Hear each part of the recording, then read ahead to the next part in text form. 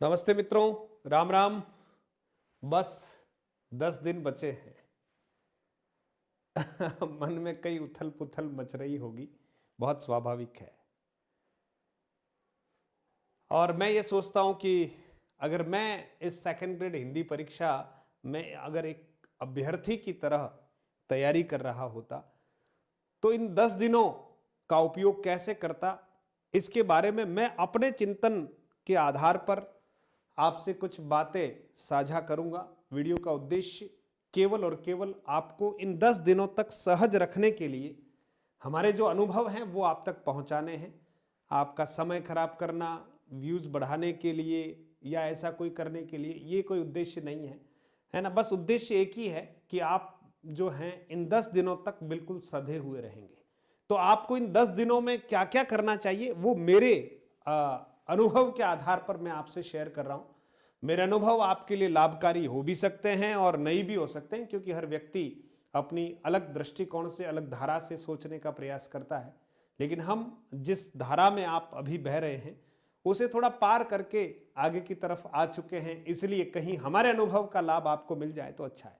तो सीधा सीधा बात करूंगा मैं। तो इन 10 दिनों में मैं क्या करता मित्रों, आज जो है वो ये जो वीडियो आपको मिलेगा तो आपको तारीख लगेगी कि 11 दिसंबर को ये वीडियो आपको मिल रहा है ना। ये 11 दिसंबर को वीडियो मिल रहा है, रात्रि में आपको 11 दिसंबर को ये वीडियो आप तक पहुंच रहा है ना मित्रों। 11 दिसंबर को ये वीडियो आप तक पहुंच रहा है। लेकिन आप सोचिए, अब 11 दिसंबर से अगर हम बात करते हैं तो मैक्सिमम आपको 21 दिसंबर तक एक विशेष रणनीति के तहत आपको पढ़ना है। दिन मित्रों 10 हैं और इन 10 दिनों को कैसे हमें बिताना है ये सबसे महत्वपूर्ण है। तो सबसे पहला काम जो है मित्रों, वो अगर आपकी जगह मैं होता तो मैं बहुत कड़वी बात आपसे कह रहा हूं कि आपकी जगह मैं होता तो मोबाइल को स्विच ऑफ कर देता। हो सकता है आपको ये बहुत कड़वी बात लगे, स्विच ऑफ कर देता। और मैं धन्यवाद देता हूं परमात्मा को कि जब हम तैयारी करते थे और जब हमने 2010 में आरपीएससी को टॉप कर दिया था, हमारे पास ये मोबाइल फोन नहीं था।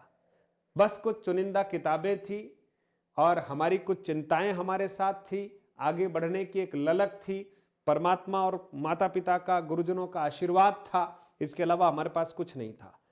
चलो स्विच ऑफ नहीं कर सकते हैं तो कम से कम साइलेंट कर देता। आज के समय में साइलेंट कर देता, मोबाइल फोन को साइलेंट कर देता। स्विच ऑफ क्यों कह रहा हूं मैं?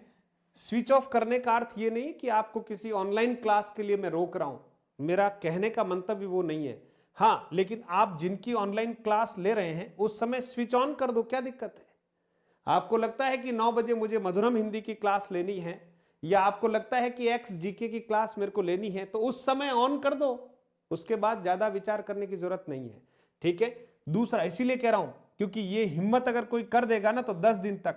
दूसरा मैं आप कर रहा हूं, न फोन करें, न फोन करें, न रिसीव करें।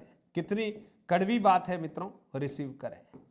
अब इसका मतलब यह है कि आपको न तो फालतू के फोन करने हैं, न फालतू का फोन रिसीव करना है। 10 मिनट की बात हो तो 2 मिनट में खत्म करो, है ना, और 2 मिनट की बात हो तो 30 सेकंड में वाइंड अप करो और अपना काम करो।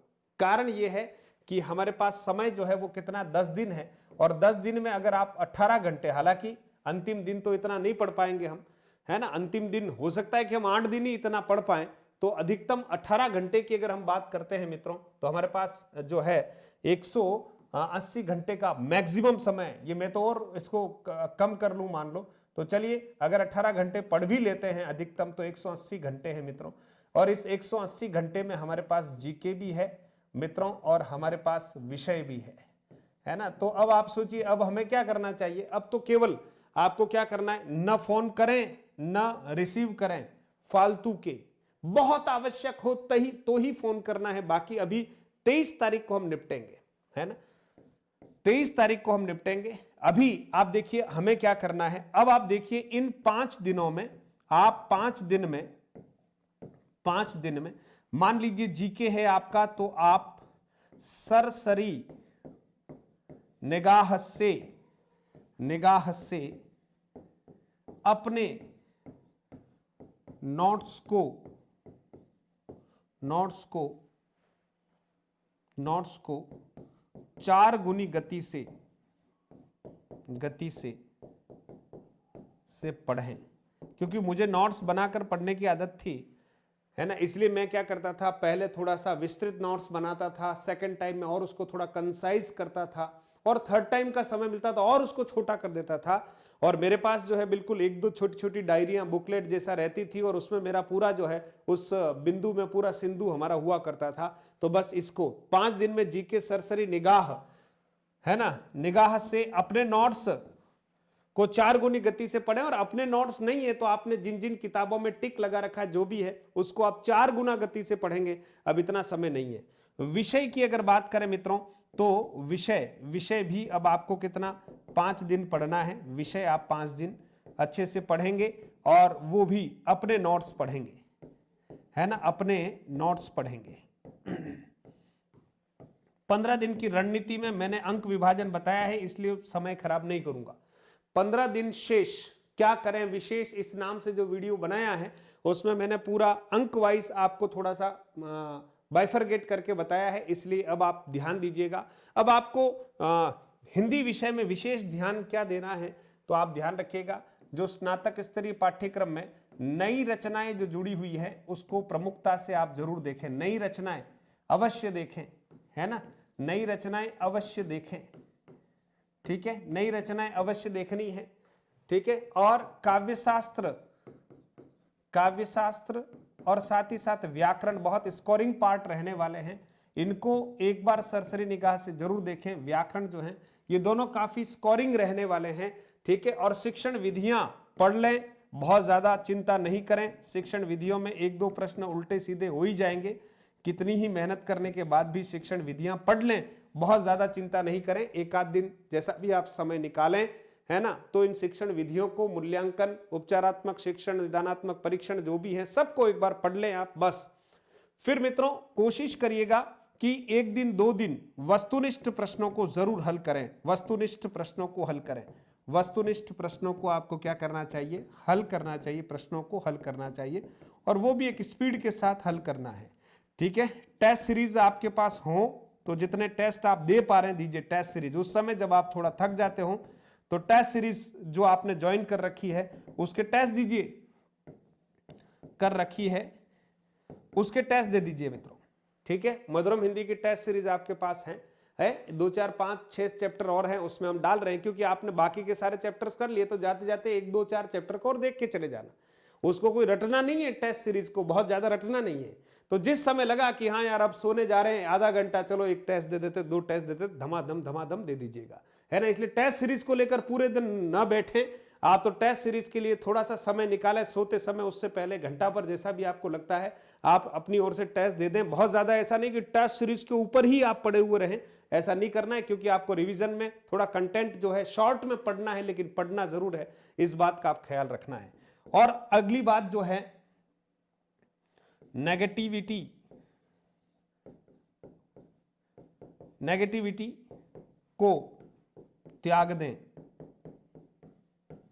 किसी भी प्रकार का नकारात्मक चिंतन आपके जहन में आना ही नहीं चाहिए, और आ जाता है तो उसको भूल जाएं, उसको हटा दें दिमाग से, क्योंकि आपकी थॉट प्रोसेस बहुत जरूरी है। और खुद पर भरोसा करें, बिलीफ सिस्टम को मजबूत करें, है ना, कि आप जो हैं, मैंने आप ही के लिए वीडियो बनाया था कि सेकंड ग्रेड वालों आपको शेर बनना है, हाथी नहीं बनना है। और शेर जंगल का राजा इसलिए क्योंकि शेर को लगता है कि मैं राजा हूं बस। तो अब आप सोचिए, आप जो हैं आत्मविश्वास से युक्त हो जाएं,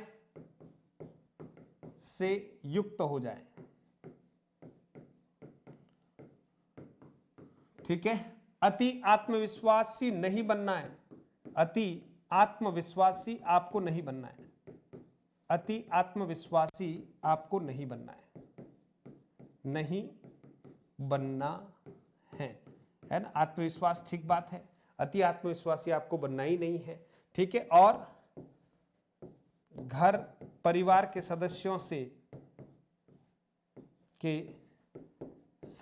से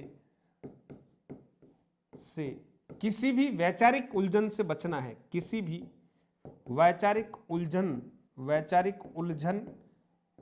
क्योंकि ये बहुत जरूरी है मित्रों, उलझन व वाद विवाद से बचना है, वाद विवाद से बचना है। मेरे ये शब्द या बहुत छोटे दिख रहे होंगे आपको, वाद विवाद से बचना है। लेकिन अगर हो गया ना इन 10 दिनों में, अगर ये कोई भी वाद विवाद हो गया तो आपका पूरा दिन गया, आपके 2 दिन गए, और आप समझ लेना बहुत महत्वपूर्ण समय आपका चला जाएगा।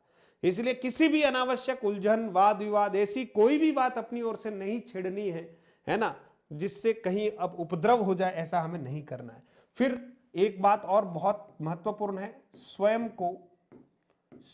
को शांत रखने का प्रयास करना है, शांत रखने का प्रयास करना है, स्वयं को शांत रखने का प्रयास करना है मित्रों। अब ये शांत रखने के लिए क्यों बोल रहा हूं मैं, शांत रखने का प्रयास करना है, रखने का प्रयास करना है, क्योंकि आप सोचिए जितनी शरीर में उद्विग्नता होगी, मन में उद्विग्नता होगी, असमंजस की स्थिति होगी, उतावलापन होगा, डर होगा, भय होगा, ये हमें युद्ध से पहले ही हरवाने की तैयारी करेगा ये।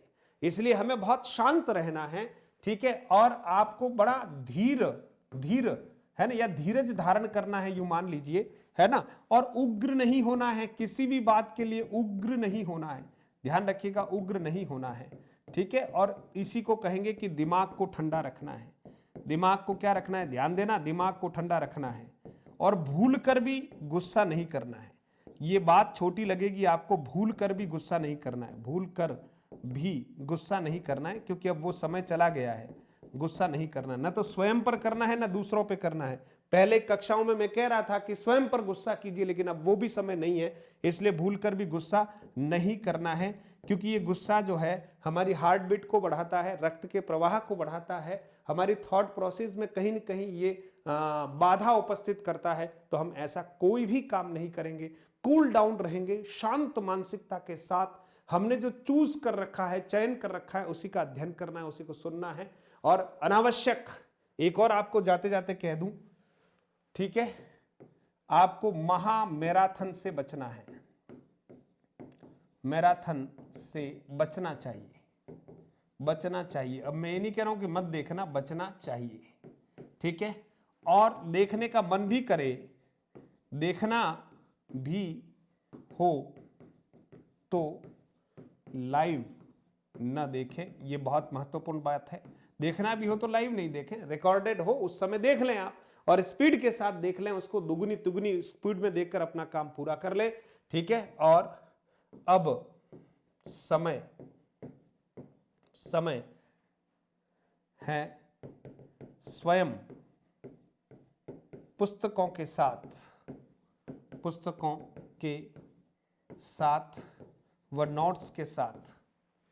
व नोट्स के साथ तैयारी करने का,